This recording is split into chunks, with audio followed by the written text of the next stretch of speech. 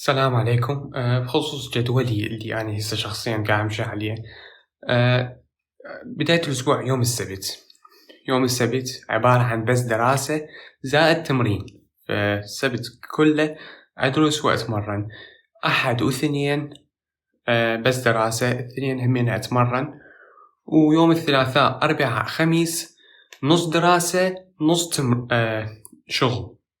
فأحد ثلاثاء أربعاء خميس نص شغل نص دراسة، والجمعة عطلة كل شي ما أسوي. أوكي، هذا الجدول هو ترتب من وحدة. يعني أنا كل اللي سويته إنه أعرف شنو مطلوب مني. مطلوب مني أتمرن مرتين بالأسبوع، مطلوب مني أطلع فيديو يوم الجمعة، مطلوب مني أقرأ امتحانات يومية وشهرية وألم التراكمات. هذا المطلوب مني.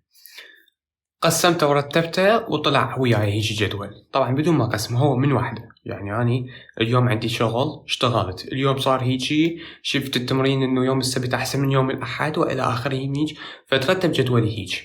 فيوم الثلاثاء والأربعاء والخميس أشتغل، وبنفس الوقت في نفس وقت الشغل أدرس تحاضير اليومية أو امتحانات الشهرية. فهيج يوم الثلاثاء أربعاء خميس. يوم السبت أدرس التراكمات، أدرس مواضيع جديدة، أدرس امتحانات الشهرية. يوم الأحد والاثنين كذلك. فالأحد والاثنين والسبت أدرس مواضيع خارجية، تراكمات، موضوع نسيته صار لي ما قاريه هواي، موضوع مال الأسبوع الراح، كذلك امتحانات شهرية. فيعني هذه الأيام مخصصة فقط للدراسة.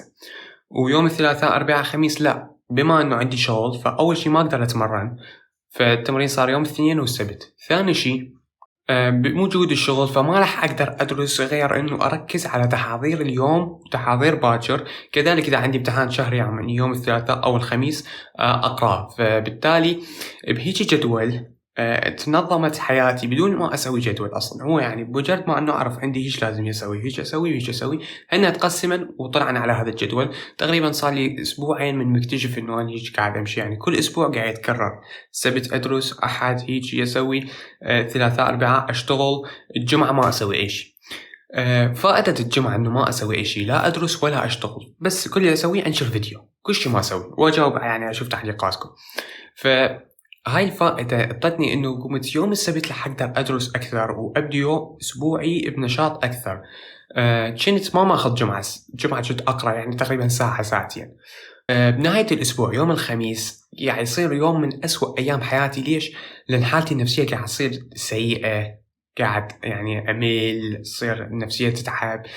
فالجمعة منكم تأخذ راحة، يعني أقعد الصبح على كيفي، ما أحتاج أقرأ، ما أحتاج أشتغل. كل اللي أسويه أقعد على الموبايل أباوع فيديو أنا مأجله صار لي فترة، يعني أتونس، أدرس أشياء أنا أريدها، أسوي أشياء متراكمة من زمان، يعني أشياء على حياتي الشخصية أنا، يعني ما لها دخل بالدراسة أو الشغل. فيوم الجمعة أو العطلة اللي قاعد أخذها هواي فادت الحالة النفسية تتحسن. إذا أكو مثلا فيلم أشوفه، هي يعني حلقة هيج فيعني فضروري تاخذ عطلة. فهذا الجدول باختصار وترتب من وحدك. ف يعني لا تحاول تدوخ بالجدول، هو شنو هي موجود وهاي. وأشوفكم مقطع جاي. السلام.